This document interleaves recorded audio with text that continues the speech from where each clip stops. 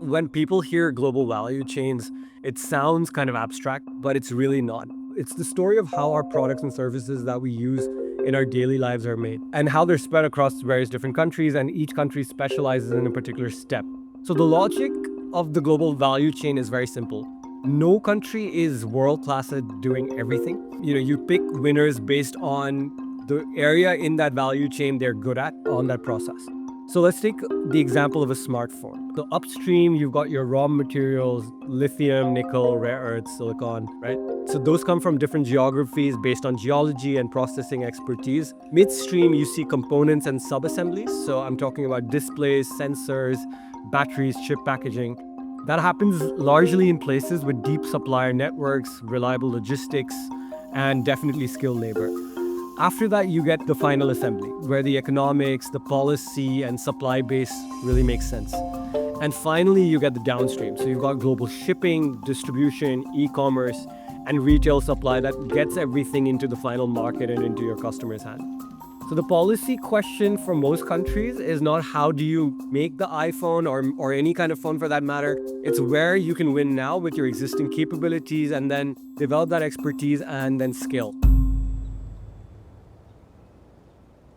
COVID allowed people to understand that over-concentration of anything makes the system fragile. So when global value chains, particularly around advanced technologies and things like that, got concentrated in China, and when the factories started shutting down in China, the ripple effect was felt across the world because suddenly you couldn't have your cars because the semiconductor manufacturing had stopped.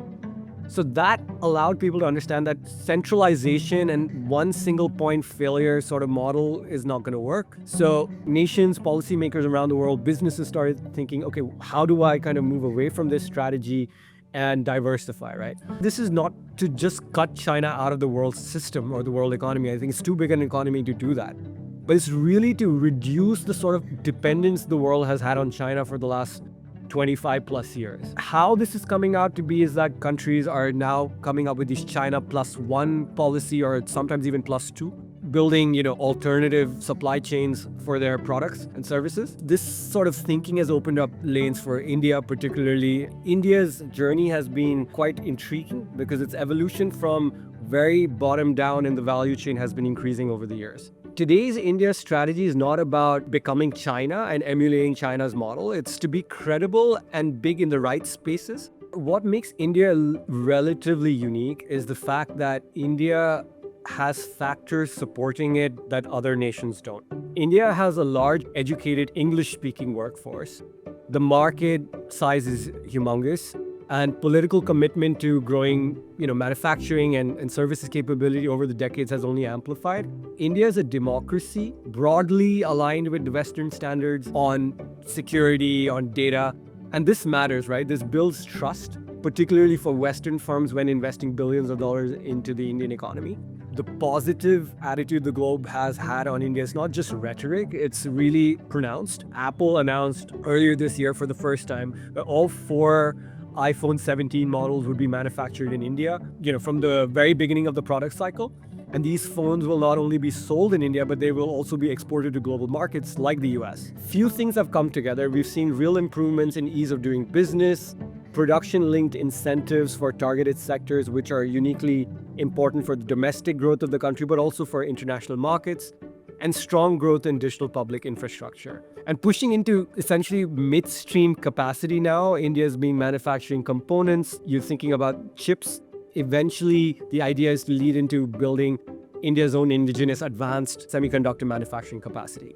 And at this scale, I don't think there is any other alternative that can, bring all of those factors in and really be an alternative to India.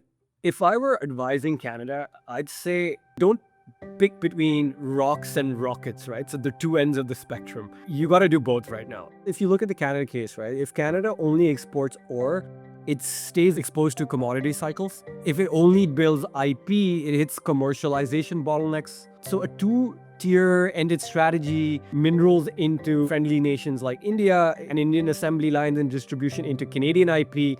Essentially what that does is it creates a circular flow of capital, technology, and jobs. All that gets much more resilient to shocks and global economic challenges. The result would allow both the nations to create bankable projects in Canada, but reliable inputs in India, and then essentially a cleaner chain for the global buyers. You can build joint design centers in Canada and India, run pilot production in India while developing co-branded products which you can push into the North American or European or third markets around the world. And the result will lead to Canadian innovation reaching global markets, which it can't do on its own. And Indian factories really moving up the value ladder and learning from, the advanced techniques from Canada. And overall, this would really fortify that relationship, but also create enough depth in the global international trade going forward. So I think this is the right time to kind of recalibrate and rethink what the Canadian trade and Indo-Pacific strategy needs to be going together. Trade is getting weaponized, securitized.